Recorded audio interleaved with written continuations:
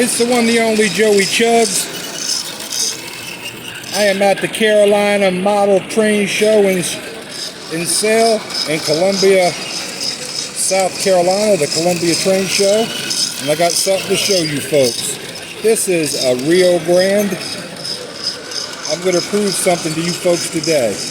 You don't have to spend a lot of money to have a lot of fun.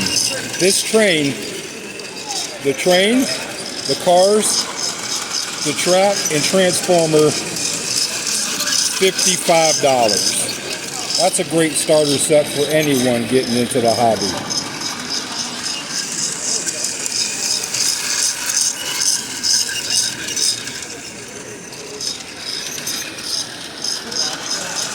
So you people that try to say model trains are an expensive hobby, they can be if you let it be, but it doesn't have to be.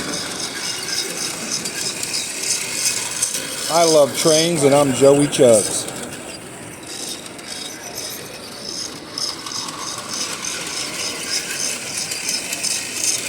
That's the Lionel Rio Grande.